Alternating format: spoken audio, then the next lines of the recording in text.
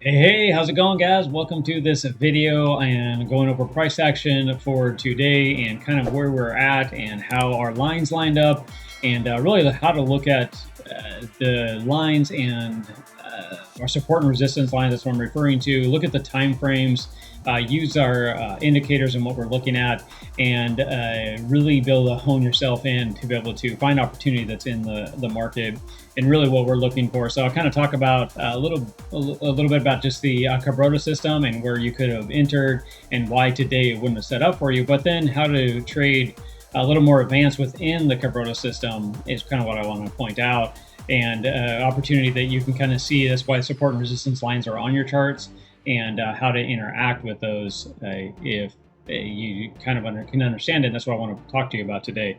So let's jump into the 15-minute chart here and start out there. We definitely always mark the session in the morning at 7:30, which would be 8:30 Eastern Standard Time. That's when the New York futures opens up. Again, we always talk about that. And then you have your actual exchange opening. The New York Stock Exchange opens up at 9:30 Eastern Time, and that's what you can see here on the chart. So those are kind of the main two areas that we're looking for. Now, you might be looking at this and saying, okay, well, yeah, I understand the levels. You talked about them before. Here is the trigger for the breakout area, which is green. You have the breakdown trigger down here, that's just purple. It's pretty simple. If it breaks out, gets a 15-minute candle close, the next candle that opens, you want to enter. That's kind of what you're looking for. Well, obviously, you want to kind of do that after the New York Stock Exchange opens up. You want to wait for that 15-minute candle, let it kind of play out. Then the next 15-minute candle after that is when you really want to start looking at what's going to happen for the day. And the other thing is you can use different type of moving averages, if you will. But if you're going to trade it back into the mean, back into the middle is what you're looking for, which if you look at the two triggers, back in the middle is somewhere right kind of in this area. So let's just say it's right around 67,100 is kind of what we're looking for. So if you're looking at getting into this, then trade it back to the mean, because you already lost the run up happened, right? You're looking at this run up, it stepped, pushed all the way up into the morning and got rejected, and then you had the final open. So you're really looking at price action right here on this candle, and this is where it's saying, hey, well, I'm showing a breakdown, and it's going to come back into the mean, back into the middle of the price action. So if you're going to trade that, you could have set up right here, put your stop right up on the current breakout. You can put above that wick or a little bit below. I'm putting above the 30-minute high is really what I'm kind of going after here, and then trade this back into the mean. And if that's kind of where you're going, I said around the 67,100, so it's pretty close to that. You'd be around 1.5 roughly rate of return. Quick, easy, simple trade back to the mean. Now, obviously, you trade it back up. This is why I say be careful. After you take that trade, you be happy and walk away. You put some cash in your pocket, call it a day. Now, if you want to be a little more advanced and say, hey, well, this could continue to break down, yes, there's more things that you can look at. You kind of need to have your energy, or let's look at the gas in the tank, right? So the 15-minute was the engine. It's sitting there ready to go. But if you don't have any gas in that tank, you really aren't going to go anywhere. So you got to make sure that gas is in the tank. And the indicator that I'm running down here is the indicator that has really a lot built into it. So this is your 30-minute high, or 30-minute and 15-minute exponential moving average. So that's what's showing right here. Obviously, when the 30 crosses over the 50, it's green. When it crosses back down, so bearishly over the 50, it's red. So it's just kind of being bearish. So right now, today, it was saying, hey, you're going to go long. And that's kind of what you were looking for. Well, you're already exhausted. Everything is already up here in the top side, just like on an RSI graph, right? Everything's exhausted. It's already showing that it's going to roll back over.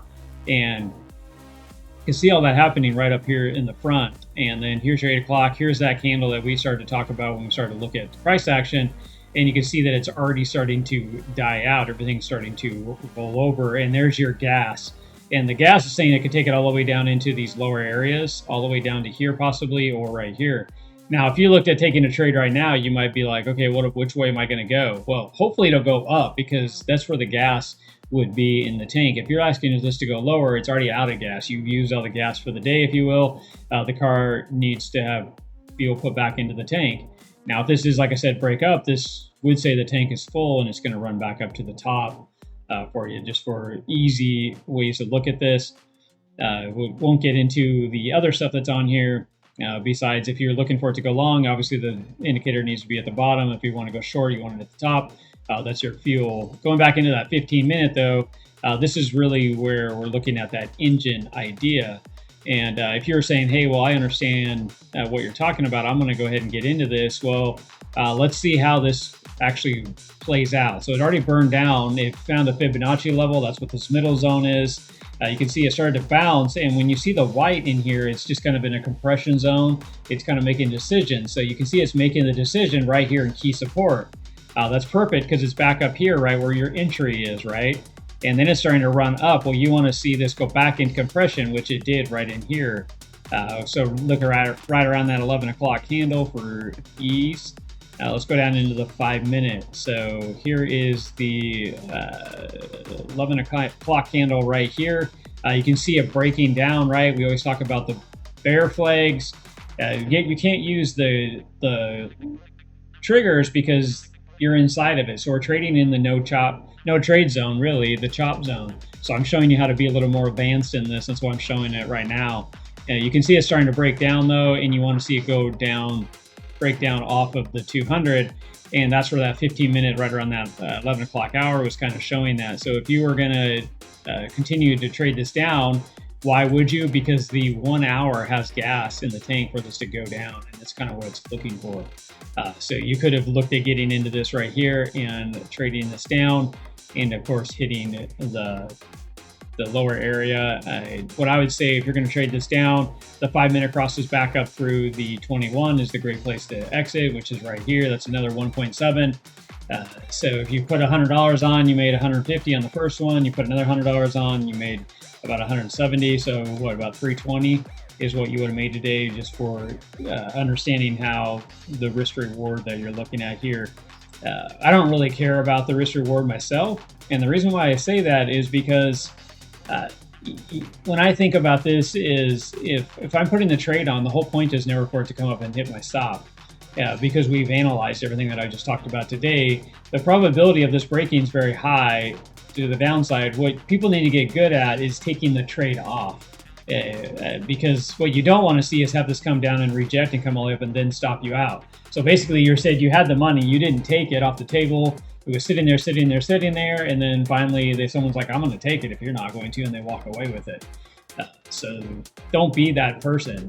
You can see that when we're getting in this trades and I'm pointing these out, the price action just traded along. Yeah, it didn't just instantly drop when we got in, but you want to get in when the train's barely moving on that station, right? It's telling you which way it's going to go, and it's going to get ready to go there very quickly, but it's giving you time to get on. So you're getting on here, and then there trades on out. Now, if we go out to that 15-minute and really start to kind of look at this price action, you can see as it rolls back over, it's breaking now down through the Fibonacci, and you know it's going to go down to the lower levels now because you can see how it interacts. It stays really close to these levels, and then we got the rejection finally on the bottom, and then we ran up, but price action didn't really go up.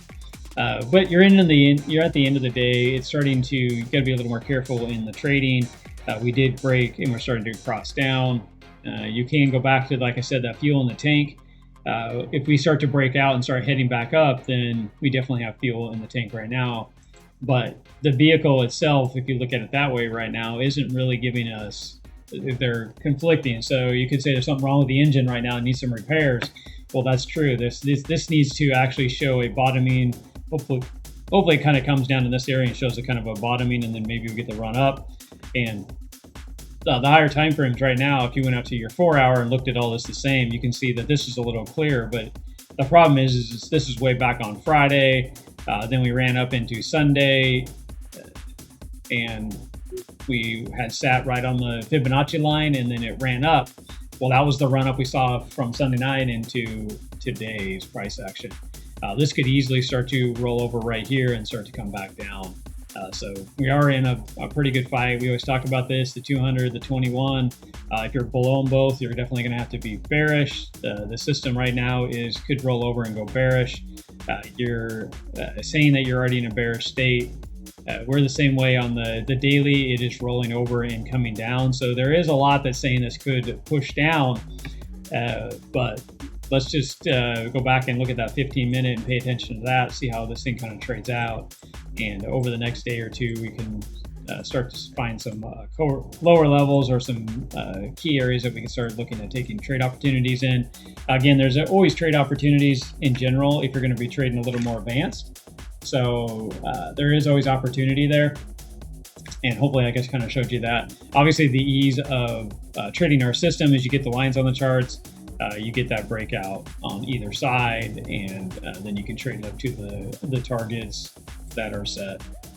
So pretty straightforward. And then if you weren't trading that, this right here today, you didn't get either. So you wouldn't have to deal with any of this price action in the chop if that's what you were trading like for yourself. So, all right, guys, I'm going to go ahead and leave you to the rest of the day here. Hope you're analyzing price action. Hope you're looking for key levels.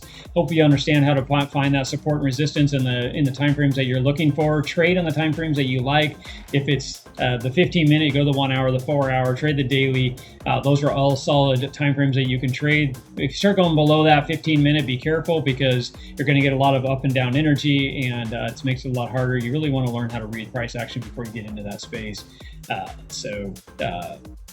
I mean, you can do each your own. That's just my thought on the process here. I'm just here to help and educate and show opportunity that's in the space. So, all right, guys, we will see you in the next video. Like and subscribe, and we'll talk to you guys soon.